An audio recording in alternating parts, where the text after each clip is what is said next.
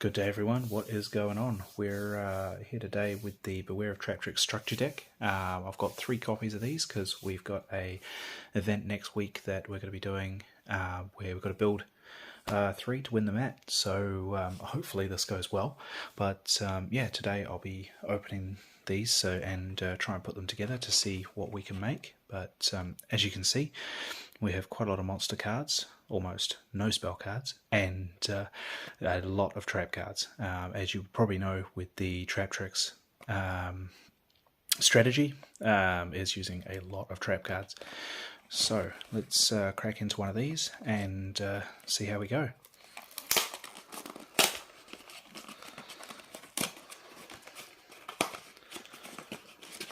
First of all, having a look at the mat.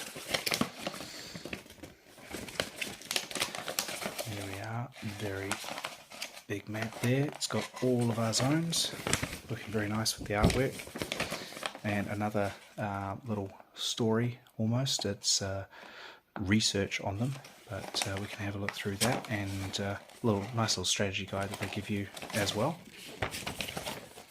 And then onto the actual cards inside.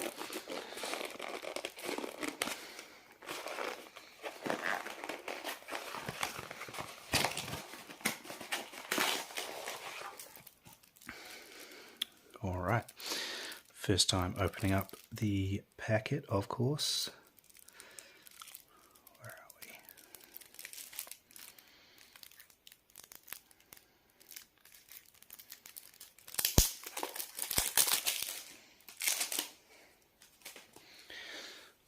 So, starting off with the ultra rare cards, we have Traptrix Boudica, one of the new effect monsters for Traptrix, obviously unaffected as all of these are by normal hull traps, but I believe it has quite a good effect. The new field spell, Traptrix Garden, very nice artwork on that one. This one is Trap Tantalizing Tune, one of the spell cards. So this should help us get extra cards to your hand. The new Xyz monster, Traptrix Pinguicula. Traptrix Atopus. Nice little Link 3 there. I don't know how often you'd actually be using that, but we'll see how we go. Onto the super rares now. We have Traptrix Arachnocampa. The one that I was waiting for, evenly matched. Of course, brilliant reprint in here, just like they did with Infinite Impermanence in the Cyber Strike structure decks. Traptrix Holitea. Moving on to the commons now. Traptrix Atrax, Traptrix Miramelio, Nepenthes, Dionea, Genlesia, Vesiculio, and that it does it for the Traptrix monsters at this stage. We have Gadala, the Mystery Dust Kaiju. Always great to be putting these Kaijus in here. Obviously these are insects as well, which does help with the deck by getting insects to your hand. Gadala and Humongous. So good reprints of those there. Retaliating Sea. Not exactly sure how often this one would actually be used, but I'll have a good look through. Resonance Insect and Lone Fire Blossom. Another brilliant reprint, another Ash Blossom and Joyous Spring right there. Rose Lover, I don't think this one's been printed for a little while, but another plant monster there. Sauge de Fleur. Onto Magnite, Purple Nightfall and Blue Sky. Obviously just trying to get some extra monsters onto your field, I believe. Artifact Moral Tack. Sorry. And then we have Fire Hand, Ice Hand and Thunder Hand. These 3 all going together. Onto the Raigeki, which we can do 3 of now if we decide to, which might come in handy during the structure deck matchups, because obviously they're not usually affected by the other trap hole cards, so we'll see how we go. Harpy's Feather Duster. This is one that I was actually looking for, because I actually didn't have any copies of this. Terrifying Trap Hole Nightmare. The original Trap Hole. 2 copies of Bottomless Trap Hole. Void Trap Hole. Traptrix Trap Hole Nightmare. 2 of those. So we're going to end up with 6 copies of a couple of these cards, but it shouldn't matter too much. Floodgate Trap Hole. That's brilliant if you're going against other decks. Gravedigger's Trap Hole. And we've got Traptrix. This one is great if you want to try and get traps to your hand. The Phantom Knights of Shade Brigandine. Artifact Sanctum. Naturia Sacred Tree. And then on to the extra deck monsters. We have Traptrix Rafflesia, the original. Traptrix Alamaris. Traptrix Caleria. And Traptrix Sarah. Apparently very good for getting the cards that you need to your hand. And the last one here, Traptrix Mantis. Unsure why it's at the end, but there we have it.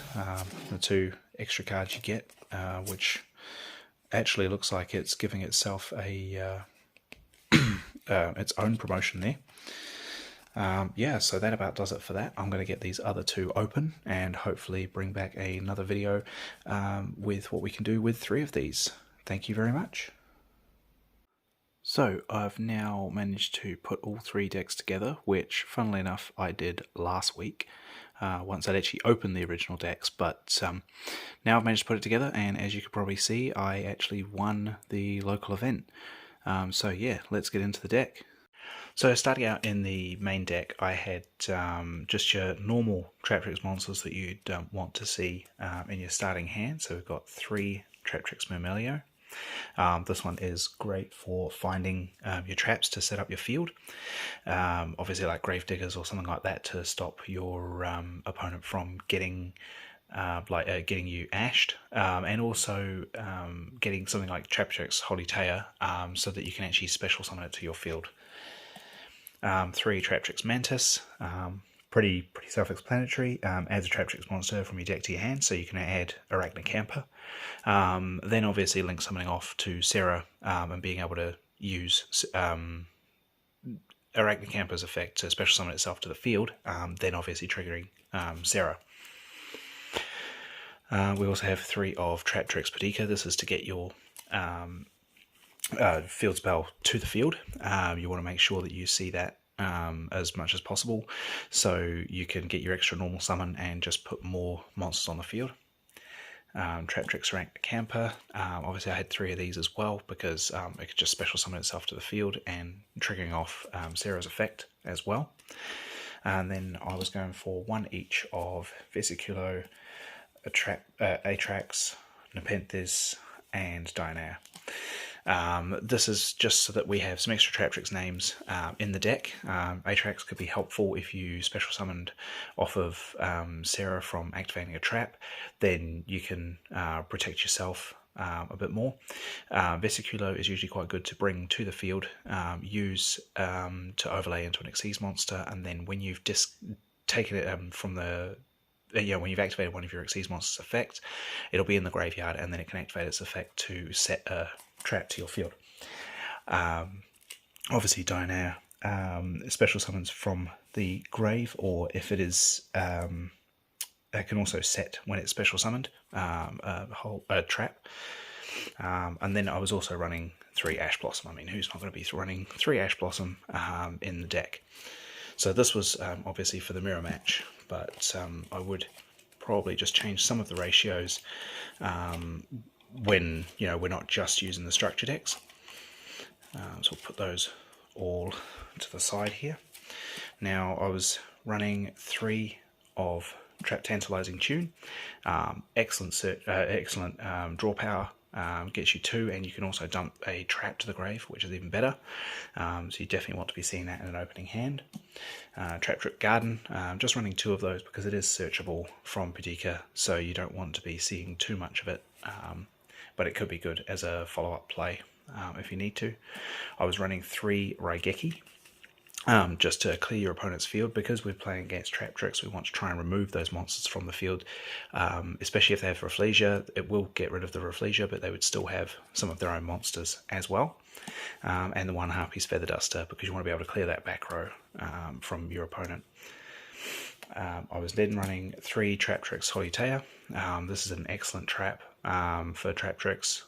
Can bring itself out to the field, and you also get to dump a trap, which is even better, because you're being able to set up your graveyard and also set up your plays so that you can get your Xyz monsters on the field. This is also able to be link summoned into Sarah. We'll run 2 Gravedigger's Trap Hole, 2 Floodgate Trap Hole, 2 Traptrix Trap Hole Nightmare, and then 1 of Terrifying Trap Hole Nightmare, and 2 of the Phantom Knights of Shade Brigadine. This is just obviously setting up all your traps for the deck. The Gravedigger's Trap Hole is excellent for negating your opponent's effects. You can also negate Arachnocamper's effect from hand. The likes of Trap Hole Nightmare, being able, if your opponent is using the the kaijus and stuff like that, when it's special summoned, then you can also negate its effects on the field. And also obviously Floodgate Trap Hole, Terrifying Trap Hole Nightmare. They're all pretty self-explanatory.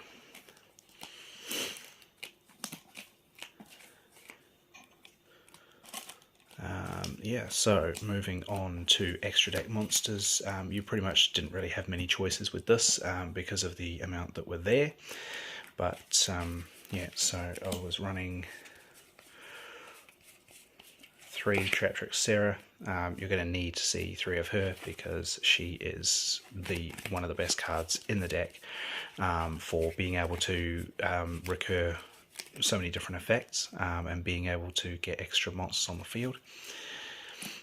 Traptrix Rafflesia, you want to see 3 of those because if your opponent does get rid of it, then you are able to protect your other monsters. I found it quite helpful as protection for my monsters, and especially being 2500 defense, it is very difficult for them to remove. As I say, especially in the matchup, the mirror match, it's definitely a lot better. I had 2 Traptrix Alameris and 2 Pinguicula.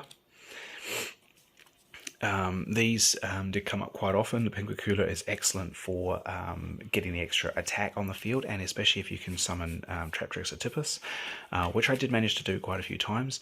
It does give you a 3500 beta, which is very easy to get over your opponent's cards.